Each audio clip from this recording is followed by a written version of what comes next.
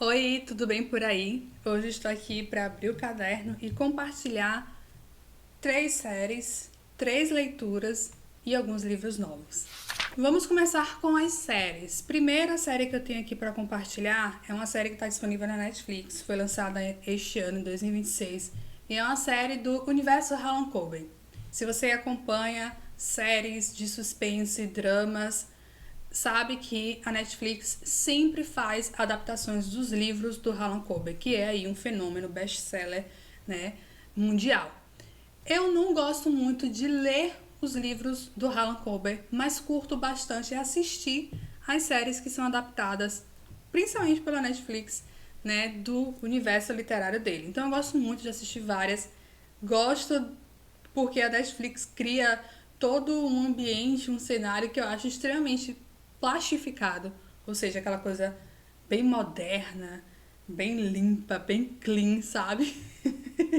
Aí eu fico assim, nossa gente, que casas perfeitas, intocáveis, parece que não mora ninguém ali. E eu adoro essas coisas de casa, design de interiores, então eu fico babando. Mas, para além disso, são séries que possuem suspenses que eu chamo de suspense passatempo, tá? Então, às vezes vão ter alguns mistérios mais pesados, alguns dramas mais intensos e alguns mais bobinhos, porque o Harlan tem lá aquela fórmula que a gente, né, sai tentando descobrir quem matou, né? A famosa fórmula, né? Quem matou. E aí, obviamente, a gente vai encontrando algumas pistas que nos levam a lugar nenhum, algumas outras. Às vezes a gente consegue desmascarar logo, às vezes não. Nesse caso aqui, é uma série que é uma minissérie, né? São apenas 8 episódios. E o enredo é o seguinte: a gente tem um pai que foi preso por assassinar o próprio filho dentro de casa. E após 5 anos lá na prisão, cumprindo a pena, ele recebe a visita da cunhada, da ex-cunhada, com uma foto. E nessa foto tem um menino que se parece muito com o filho dele que morreu, que foi assassinado por ele. E aí, obviamente, começa, né, todo o processo de criar teorias. Que como assim ele não assassinou o filho e como assim ele não se lembra da noite do assassinato? Como assim ele chegou a ser culpado pela morte do filho e inclusive culpado ao ponto de estar cumprindo a pena, né, em relação a esse assassinato? Gente, assim, tem algumas coisas que você pensa assim, não, pelo amor de Deus, isso aqui é ridículo de acontecer. Claro, tem, mas entra na onda e vai. Porque como eu falei, são séries que eu assisto por puro passatempo. Tem algumas que eu quebro a cara, passo raiva, falo, ai meu Deus, não acredito que eu assisti isso. Mas quase sempre eu acho um passatempo bom de se assistir às séries desse universo Harlan Coben que estão na Netflix. Eu confesso também pra vocês que eu não pensei muito. Eu assisti, dei o play mesmo naquela coisa assim, tipo, deixa a vida me levar, deixa aí o enredo rolar. E eu suspeitei de uma pessoa, claro, mas eu errei feio. Eu realmente não estava prestando atenção. E assim, a própria trama vai nos levando, né, a pensar em possíveis culpados. Vai saltando aquela. Aqui pinga uma desconfiança, daqui a pouco pinga outra desconfiança ali, faz parte, né, desse tipo de fórmula, o famoso quem matou, né? Então, assim, teve um final satisfatório, pelo menos pra mim, e eu recomendo a série Eu Vou Te Encontrar, disponível na Netflix, pra quem gosta de passatempos aí de suspenses e dramas criminais, principalmente relacionado a famílias, que é esse caso aqui. A outra série que eu tenho para indicar está disponível na Apple é Os Segredos de Midas Bay. Essa série é uma série que mistura terror e comédia. Eu achei bem divertida, bem intrigante. E qual é a ideia, né, ali? A gente tem um prefeito de uma ilha na Nova Inglaterra que quer atrair turistas para visitar a cidade. Ele quer que a cidade se torne um ponto turístico ali na Nova Inglaterra. Ele olha para aquele lugar e vê que tem potencial. Então o que ele faz? Ele entra em contato com o New York Times e o New York Times manda um repórter para passar uns dias lá e descobrir os encantos, né, de Midas Bay. O problema é que a cidade ela é muito estranha, né? Ela é muito estranha e o povo da cidade também é um povo estranho, certo? A própria história da fundação da cidade é meio que na vibe Contos dos Irmãos Grimm. Então, assim, gente, se você curte aquele terror que puxa pra comédia, eu super recomendo o Windows Bay. Eu li muito naquela pegada ali após ler From, só que From, que eu já comentei aqui no canal, tem uma pegada mais dark, assim, sabe? Ela é mais terror. O Windows Bay a gente consegue, sim, dar umas risadinhas com as coisas malucas que acontecem ali. Se eu falar mais um pouco, eu vou acabar dando spoiler, mas é aquela coisa. Se você gosta de séries que se passam em cidades pequenas, cidades misteriosas, se você gosta dessa mistura, né, meio maluca de terror com comédia, mas não aquela comédia pastelão, tá? Eu recomendo que você assista o Windows Bay. O chá de hoje é camomila com maracujá. Eu confesso que eu acho fraco, tanto que eu botei 2 sachês, mas não adiantou muita coisa, eu continuo achando fraco. Então a próxima série também está disponível na Apple TV. É um thriller. Na verdade é um drama criminal jurídico. E é o Acima de Qualquer Suspeito. Não é uma série recente, é uma série de 2024, mas eu só vi agora. E, gente, essa série é boa demais, demais, demais. É aquele drama criminal que a gente vai suspeitar de um de outro, né? Na mesma pegada lá que eu ainda vou te contar do Harlan Coben. Eu gosto muito desse tipo de série. Porém, aqui, Acima de Qualquer Suspeita, é uma série mais densa, né? Eu acho que é muito mais bem construída do que o Eu Ainda Vou Te Contar. Tem também, é uma série que é baseada em um livro, então existe um livro Acima de Qualquer Suspeita e já também existe um filme. Mas, se caso você tenha lido o livro e tenha visto o filme, não se preocupe, o final é totalmente diferente. A produção da série escolheu um outro final justamente para pegar ali uma galera que já era leitora ou espectadora dessa história em outros formatos. A gente tem um grupo, né, de promotores e tem uma mulher que é também promotora e essa mulher ela é assassinada, brutalmente assassinada, encontrada em casa brutalmente assassinada. E aí começam as suspeitas, né? Quem matou? Sendo que, obviamente, por ser uma promotora, ela tem, né, algumas possibilidades aí, né, de suspeitos, né, de casos passados, casos mais mal resolvidos, coisas desse tipo. Mas tem um grande detalhe que eu não posso contar. Mas eu só vou dizer o seguinte: começa-se a suspeitar dos próprios colegas dela de trabalho. Vou só lançar isso aqui porque qualquer coisa além é spoiler. E eu acho que, né, tipo, séries como essa não tem como a gente dar spoiler. Mas aqui eu gostei muito. E uma coisa que me chamou a atenção, por ser, obviamente, um drama jurídico, é o fato de que a gente tem ali aqueles momentos de julgamento, dias de julgamento, né? Defesa, né? Promotoria, juiz. Então a gente tem como foco ali o discurso, né? E a gente tem também os bastidores, a construção desse discurso e a narrativa que esse discurso cria para provar a inocência ou provar a culpa. Sendo que, na verdade, não é nem tão 8 ou 80 assim, né? No caso, por exemplo, da defesa, existe também a possibilidade de somente gerar uma dúvida, né? Não é que seja totalmente inocente, mas apenas plantar uma dúvida ali para que, olha, talvez ele não tenha cometido esse crime. Então a gente vê os bastidores, as reuniões com os advogados, com o cliente, né? E assim a gente começa, nossa senhora, gente, tudo, o poder do discurso, o quanto uma boa história e um bom discurso, ele realmente é um dispositivo de poder, né? Para várias possibilidades aí de resoluções. Então eu recomendo Acima de Qualquer Suspeita, disponível na Apple TV. Vamos seguir agora com as leituras. O primeiro livro que eu tenho para recomendar aqui... Ai, gente, olha, É um livro que eu tinha muita expectativa de ler, porque tem uma temática que me chama a atenção, me toca e que eu me identifico, infelizmente, que é a questão do esgotamento profissional.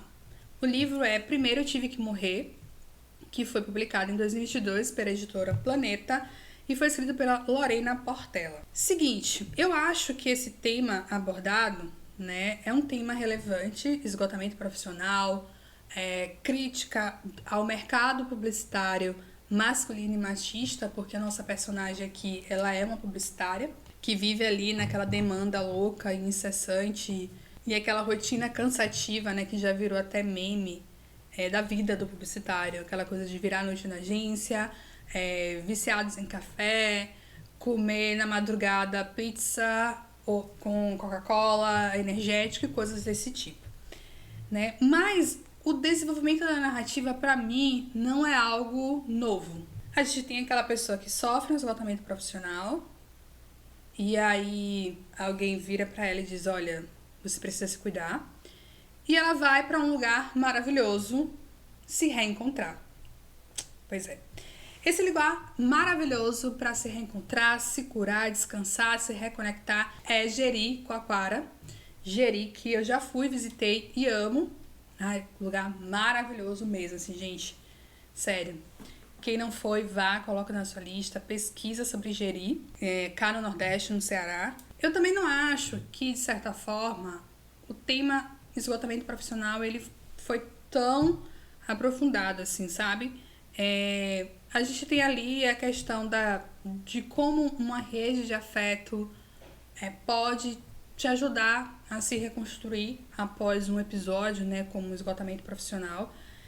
E, assim, eu acredito que entrou na onda, né, entrou aí nas tendências e, enfim, muita gente acabou lendo porque é uma narrativa curta, que é um sintoma aí do nosso tempo, narrativas curtas, breves, e o hype que eu acho extremamente necessário, tá? De uma história escrita por uma mulher, na perspectiva feminina, com personagens mulheres, e inclusive tem ali a questão também do relacionamento entre mulheres, né? Então aqui a gente vê, pra mim, né, eu observo que Primeiro Eu Tive Que Morrer é um livro que vem muito da força, né, do movimento Leia Mulheres, né, e também de clubes de leitura. Então, assim, é uma leitura boa, né, tem um tema importante, né, a gente tem todo um contexto político, importante também dessa questão do movimento Leia Mulheres, mulheres falando sobre mulheres, sobre um tema, né, que é trabalho na perspectiva da mulher, então eu acho isso tudo muito importante. Mas eu não sei, sabe quando você escuta muito falarem sobre o livro e você espera que não acontecer esse arrebatamento, sabe? Mas foi uma leitura interessante de ser feita e se você tem curiosidade sobre esse tema, se você quer ler uma coisa curtinha ali no final de semana, fica aqui a recomendação. O outro livro que eu tenho para falar é A Ladeira da Preguiça, do Evanilton Gonçalves, publicado pela Todavia em 2025. Esse livro aqui é um livro que se passa em Salvador, na famosa Ladeira da Preguiça e nos arredores ali. A gente tem aqui dois personagens, que é a Adelaide e o Zi, que são moradores da Ladeira da Preguiça em Salvador, Bahia. São personagens que são, né, considerados pela crítica como subalternizados e com trabalhos informais, né? A Adelaide é lavadora de carro, o Zig faz vários pequenos bicos. Isso tudo em uma cidade que é uma cidade com várias cidades dentro, além da já famosa divisão conhecida como Cidade Baixa e Cidade Alta. O livro, para mim, ganha pontos por ter personagens e ambientes que nos propõem a discussão sobre gentrificação, trabalho informal, memória e patrimônio, turismo, né, também. E tudo isso enquanto a gente também meio que acompanha aqui uma história de amor, de reencontro no meio de tantas adversidades e também de superação. Tudo isso é embalado nos festejos baianos. Então tem lavagem do Bofim e tantos outros festejos ali. E falando sobre essa questão de patrimônio, né? Logo aqui na página 24, fala assim: a Ladeira da Preguiça formava uma espécie de ilha em pleno centro da velha Salvador.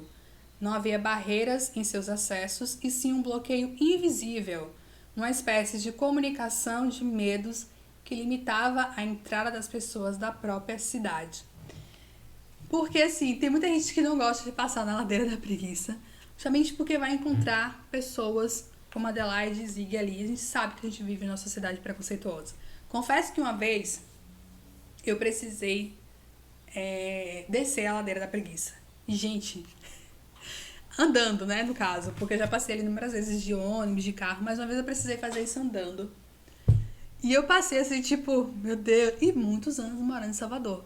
Mas justamente porque existe, né, esse bloqueio invisível, uma espécie justamente de comunicação de medos.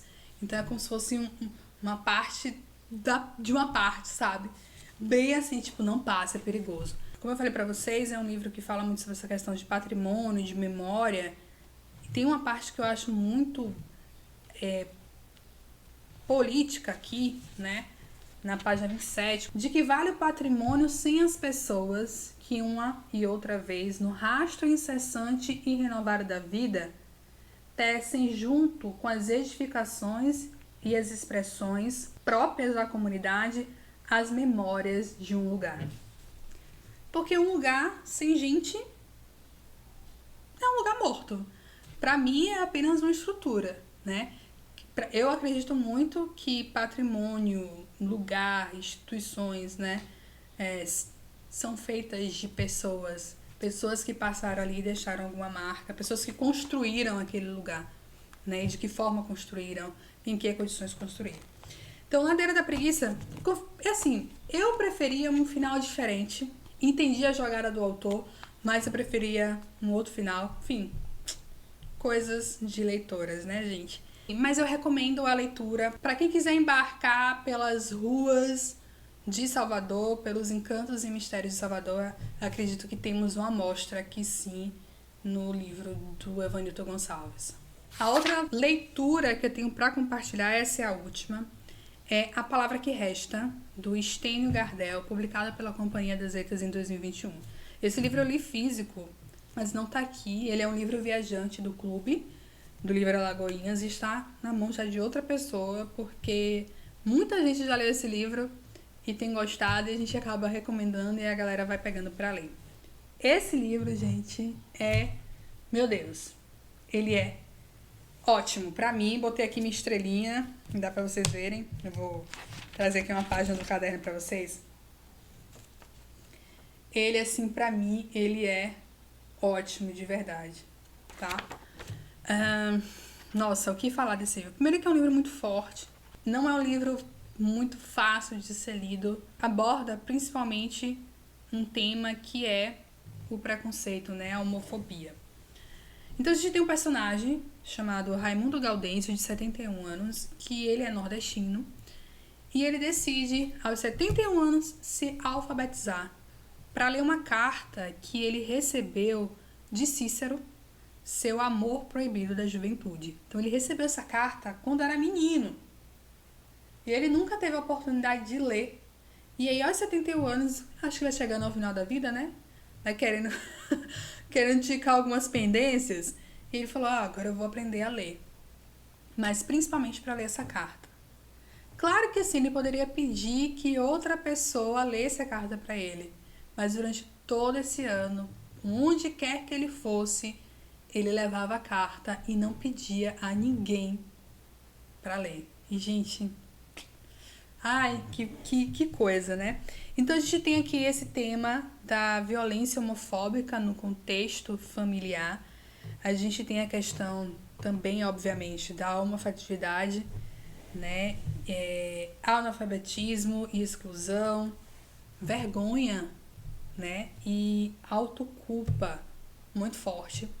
Esse é um livro que ele é escrito numa narrativa oralizada, mas numa pegada de fluxo de consciência, sabe? Oralizado. Então, assim, é muito como a gente fala, né?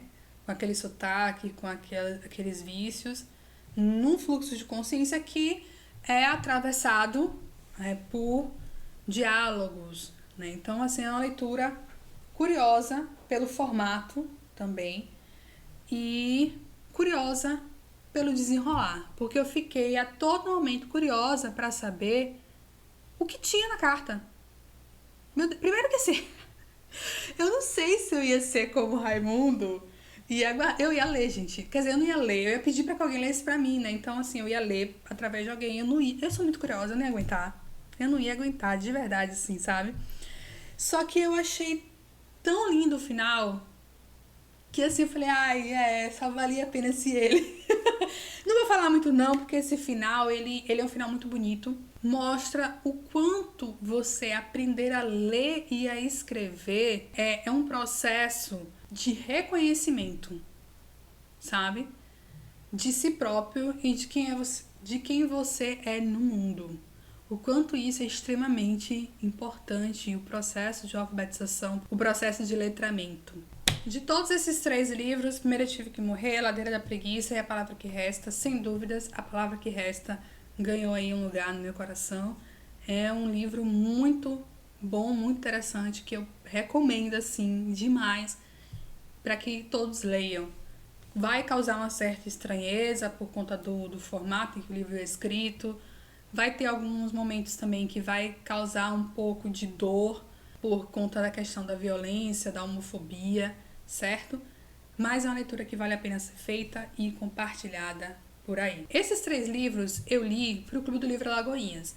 Agora em julho a gente está na 2ª edição de um projeto que iniciamos agora em 2026, que é uma volta literária nas regiões do Brasil. Nós começamos no Norte, agora nós estamos no Nordeste e a ideia é ler autores nascidos no Nordeste ou histórias que se passam no Nordeste. Então eu fui lá para o Ceará, Jeri, depois eu fui para Salvador, né? E aqui também o estênio é no Ceará.